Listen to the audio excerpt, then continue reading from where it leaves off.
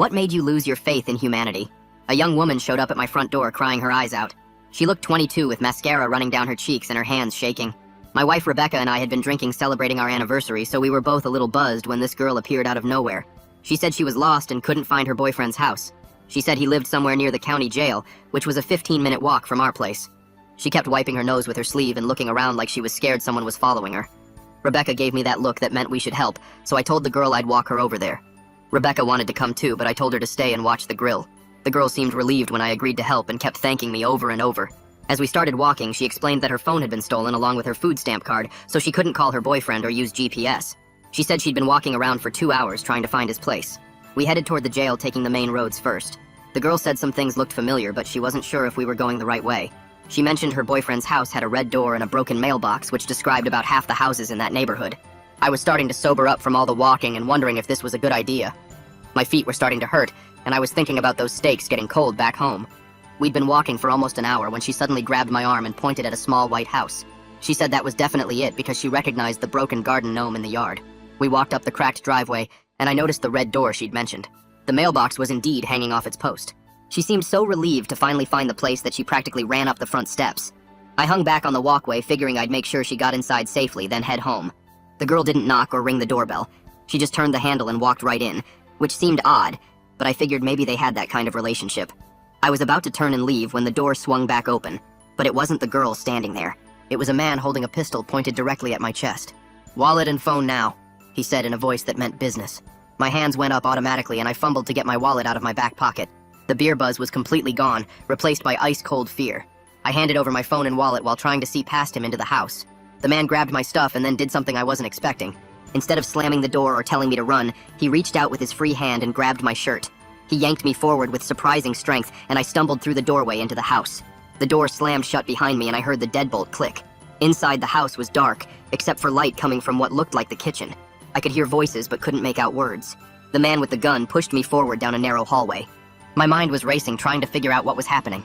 Had the girl been bait to rob helpful people, or was this something worse? We entered the kitchen, and I saw the girl sitting at a small table. She wasn't crying anymore.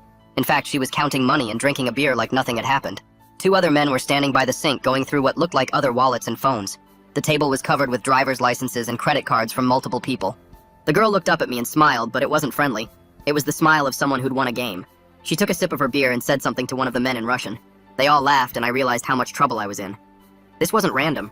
This was a well-practiced routine and I'd walked right into it. The man with the gun pushed me toward a door that looked like it led to a basement. One of the other men opened it, revealing wooden stairs going down into darkness. I could hear something down there. Movement, and maybe breathing of multiple people. The girl stood up from the table, still holding her beer. She walked over to me and leaned in close. I could smell the alcohol on her breath mixed with something else. Maybe fear or excitement. She reached into my shirt pocket and pulled out the receipt from the liquor store Rebecca and I had visited earlier. She looked at it and her smile got wider. "Your wife Rebecca is probably wondering where you are by now. Maybe we should give her a call and invite her to the party too." Receipt back in my pocket with that same cold smile. One of the men grabbed my arm and pulled me toward the basement door, while the girl followed behind, still holding my phone. The wooden stairs creaked under our weight as we went down into the darkness. My eyes took a few seconds to adjust to the dim light from a single bulb hanging from the ceiling. 4 people were sitting against the concrete walls with their hands zip-tied in front of them. A woman with gray hair looked up at me with tired eyes. 3 men sat next to her, including one in a postal uniform. They all looked scared and exhausted. The man with the gun pushed me down against the wall next to them, while the girl stood at the bottom of the stairs typing something on my phone. She held it up, showing me she'd opened my contacts and had Rebecca's number ready to call. The woman next to me whispered that her name was Vera, and she'd been here for 3 days. The girl heard her and walked over, crouching down in front of me. She said if I didn't give her my banking passwords right now, she'd call my wife and tell her I was hurt and needed her to come to this address immediately. My stomach turned thinking about Rebecca walking into this trap. I gave her most of my PINs, but changed one number on my main checking account hoping to buy some time. She went back upstairs to test them while the man watched us with his gun. 5 minutes passed before I heard angry footsteps coming back down. The girl's face was red and she was yelling that one PIN didn't work. The man walked over and kicked me hard in the ribs. Pain shot through my side as I gasped and gave her the correct number. She went back upstairs again while I tried to catch my breath. Vera leaned over and whispered that the girl was the smart one who ran everything while the men just did what she said. She said the girl had been talking about expanding to hit more houses each night. After about 10 minutes, the girl came back down looking pleased. She said my accounts had good balances and we'd be making a trip soon. The man untied me from the wall and pushed me toward the stairs. Back in the kitchen, the two other men were stuffing wallets and phones into black garbage bags. The table was covered with even more driver's licenses than before. The girl grabbed my face and held my phone up to unlock it with facial recognition. The screen lit up and she started opening my banking apps one by one. I tried entering wrong passwords first, hoping to trigger fraud alerts, but she caught on immediately. She held up my phone showing Rebecca's contact again and said she'd already typed a message saying I was bringing friends home from the bar. Her finger hovered over the send button. I stopped messing around and entered my real passwords. She pulled out a notebook and started writing down all my account numbers and balances. She seemed happy when she saw our savings account that we'd been building for 5 years. The men were discussing in Russian about their next ATM run and kept checking the time. I told them I'd go with them to make sure the withdrawals worked, hoping maybe I could signal someone for help. The girl thought about it, then agreed, but said if I tried anything, she had my wife's info and our home address from my license. She showed me the text to Rebecca again to make sure I understood. One of the men brought out a bag of zip ties and pulled my hands in front of me, tightening the plastic until it cut into my wrists. They pushed me out a side door into an old van parked in the driveway. Inside the van, I saw another man already zip-tied in the back. I recognized him immediately as Tucker Goodwin, who lived 3 streets over from us. His face was pale and sweaty. He whispered that his wife thought he was at a work emergency and his kids were waiting for him at home. The girl got in the passenger seat while one man drove and the other sat in back watching us. We pulled up to an ATM at a gas station about 10 minutes away. The man in back cut Tucker's zip ties and pushed him out of the van. I watched through the window as Tucker walked to the ATM with the girl right behind him.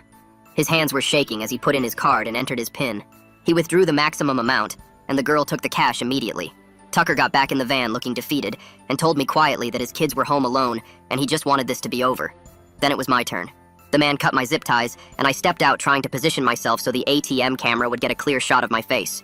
I mouthed the words, "Help me," while pretending to have trouble with the keypad buttons. The girl stood about 2 feet away but was smart enough to stay out of the camera's view.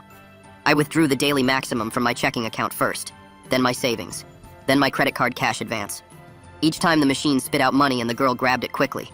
We got back in the van and Tucker leaned over to whisper something important. He said when they grabbed him earlier, our neighbor with the doorbell camera was outside and definitely saw the van's license plate. The criminals were talking in Russian up front and didn't hear him.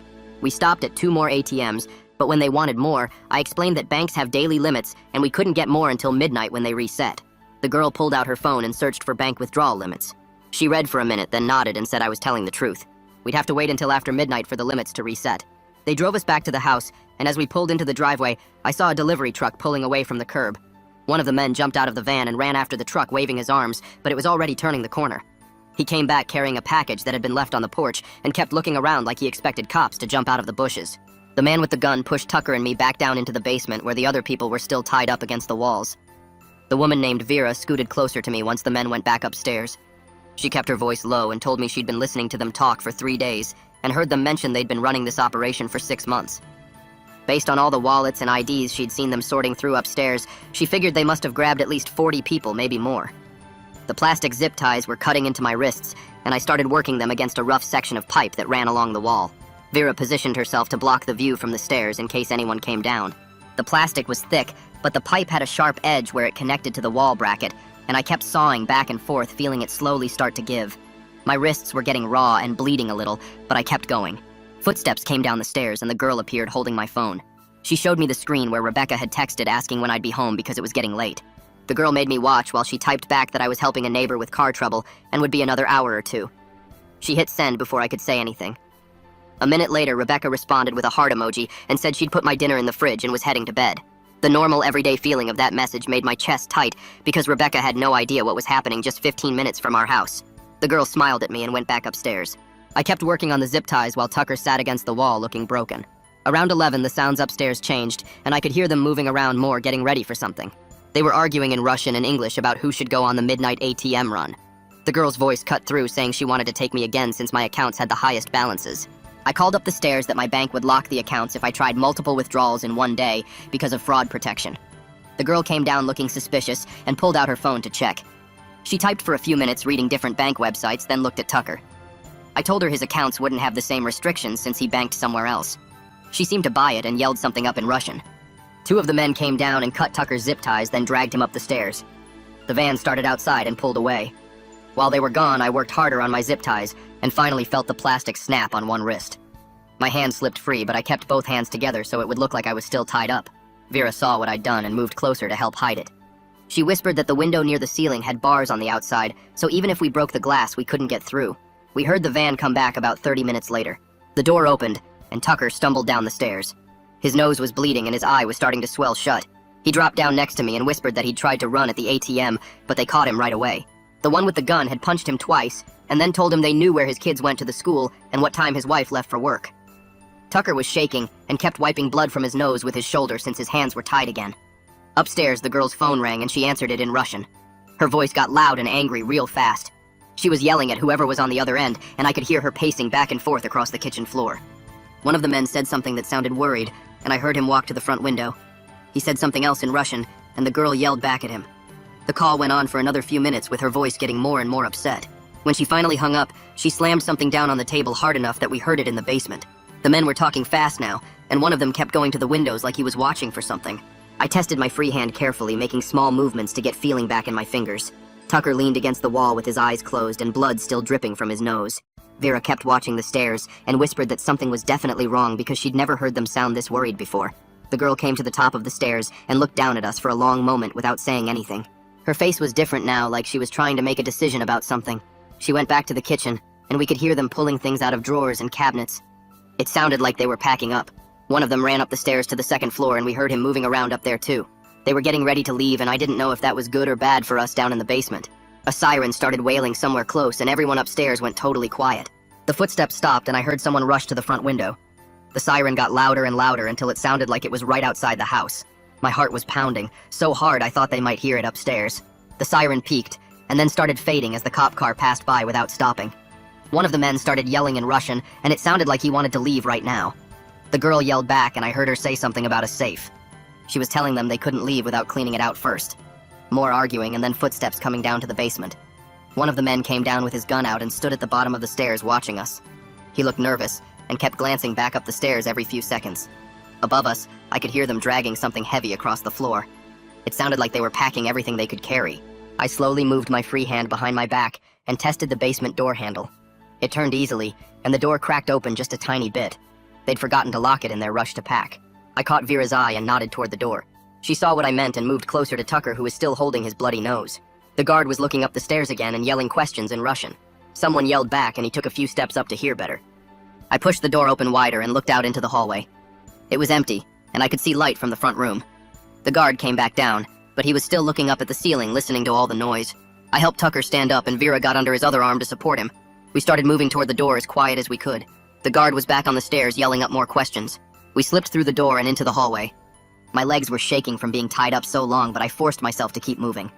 We crept up the wooden stairs, and each creak sounded as loud as a gunshot to me.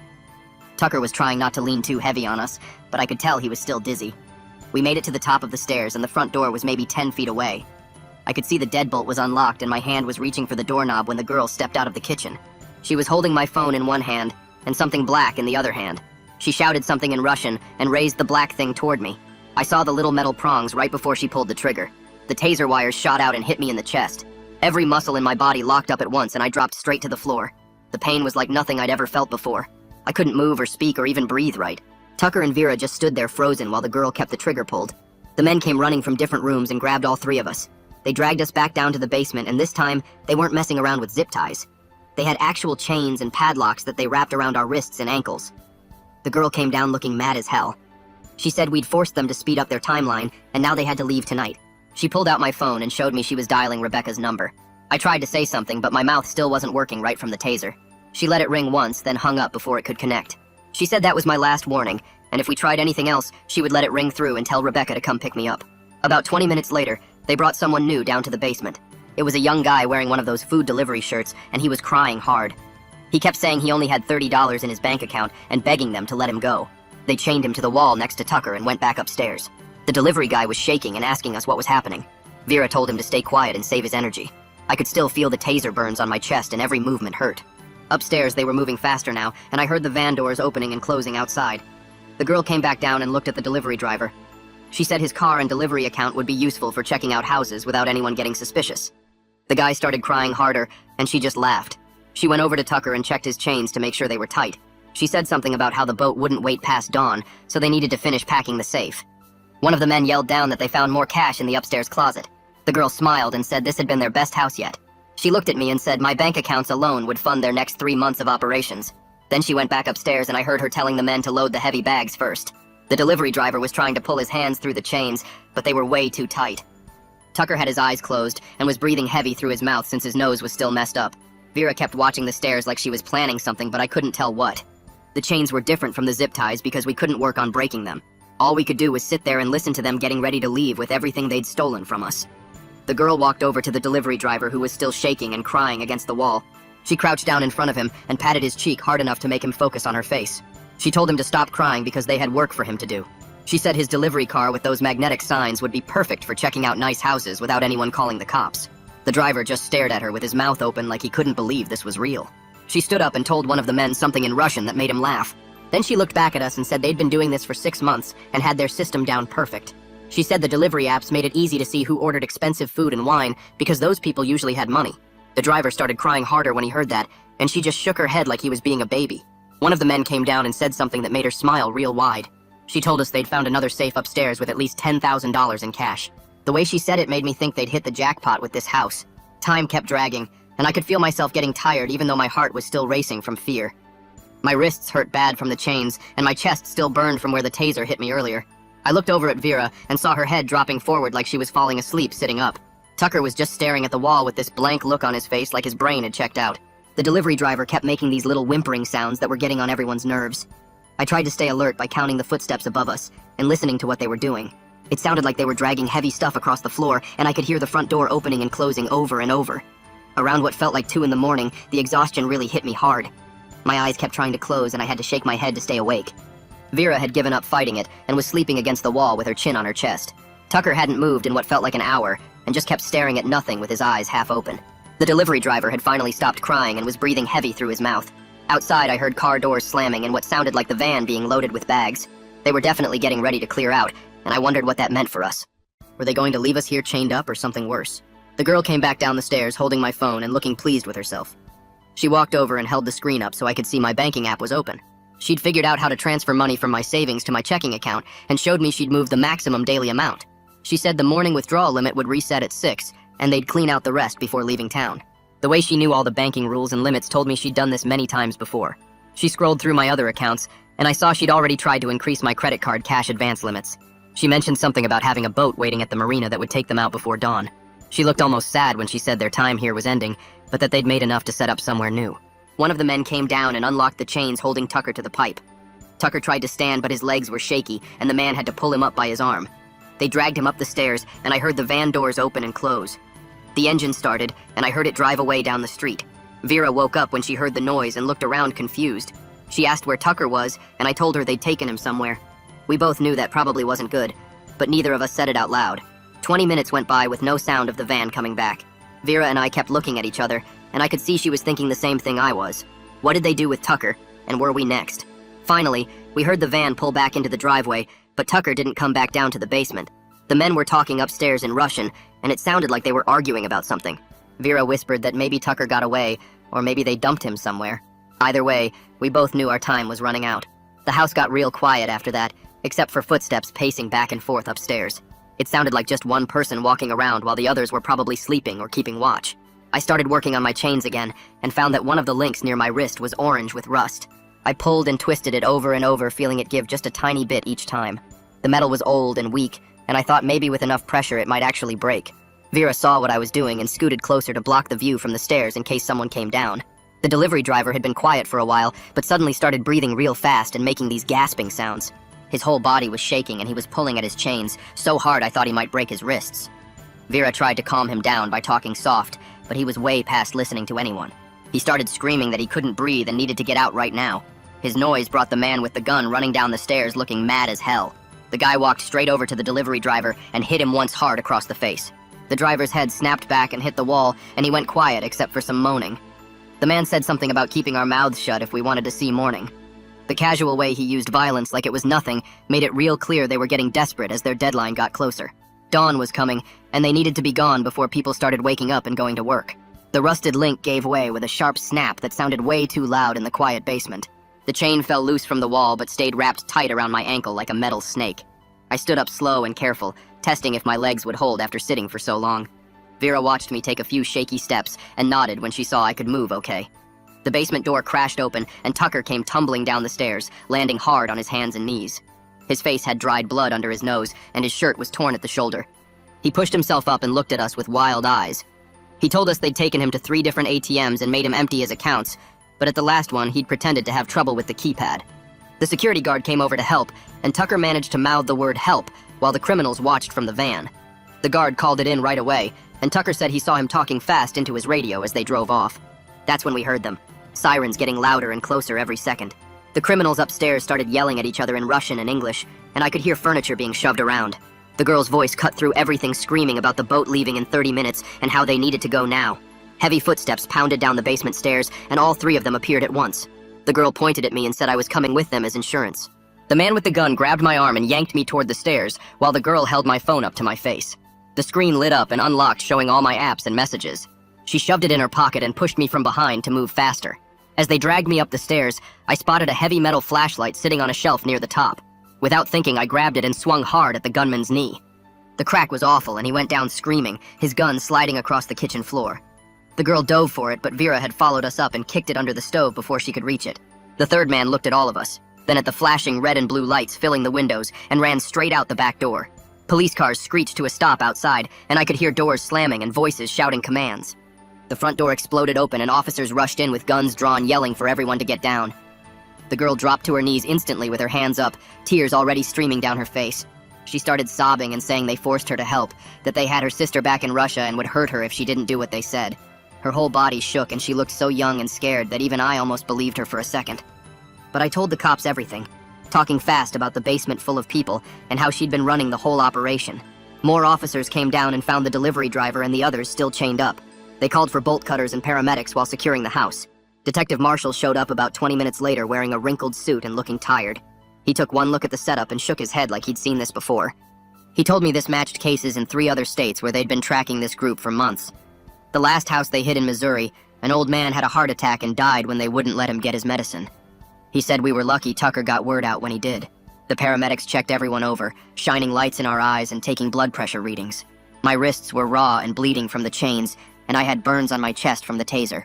They wanted to take me to the hospital, but I needed to call Rebecca first. When I finally got a phone and heard her voice, I almost lost it completely.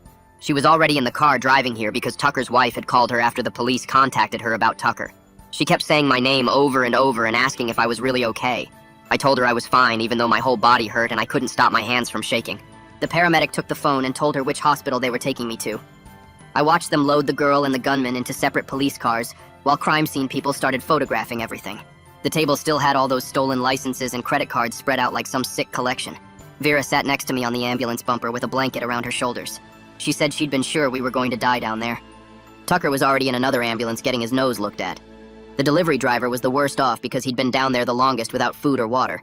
They had him on a stretcher with an IV already going. Detective Marshall came over with a notebook and started asking me questions about everything that happened from the beginning. I told him about the crying girl at my door and how real it had seemed. He wrote everything down and said I'd need to come to the station later for a full statement. The whole street was blocked off now with police cars and news vans already showing up. I could see my neighbors standing in their yards watching everything unfold. The house that had seemed so normal from the outside was now wrapped in yellow tape. The paramedics loaded me into the ambulance and we headed to the hospital with lights flashing while one of them cleaned the burns on my chest from the taser. At the emergency room, they wheeled me straight back and a nurse started cutting the zip tie pieces still stuck to my wrists, while another one took my blood pressure and checked my vitals. The taser burns looked worse than they felt. 2 angry red marks about 3 inches apart that the doctor said would probably scar, but shouldn't cause any lasting damage. Detective Marshall showed up while they were wrapping my wrists and pulled a chair next to my bed with his notebook out.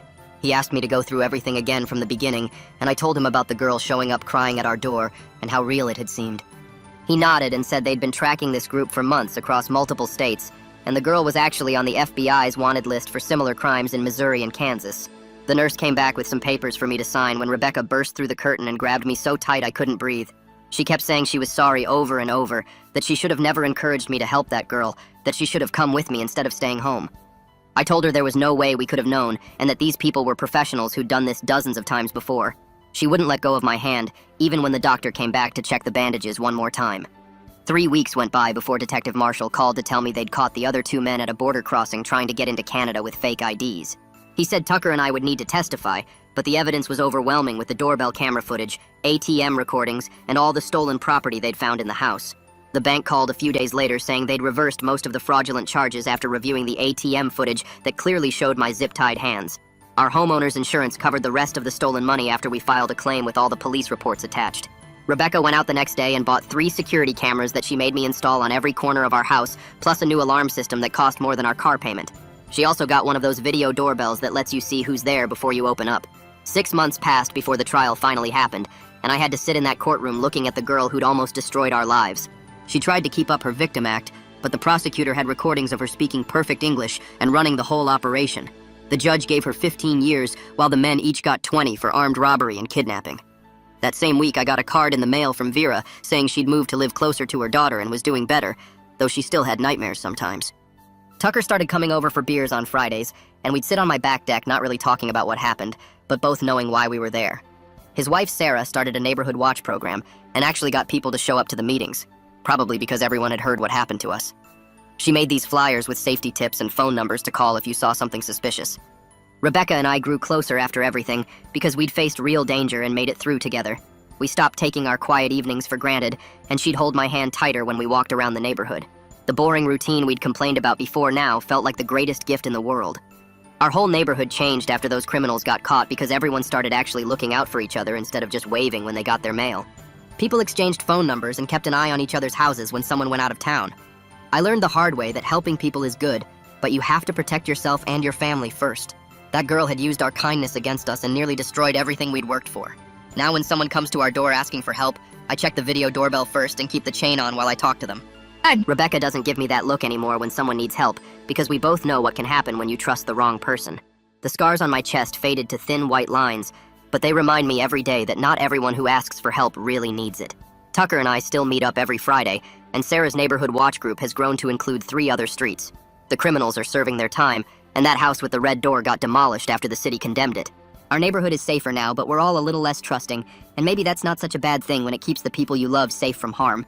Well, folks, that was definitely a journey. Appreciate you being here and wandering through it all with me. Until we meet again, take care. Like the video, it helps more than you think.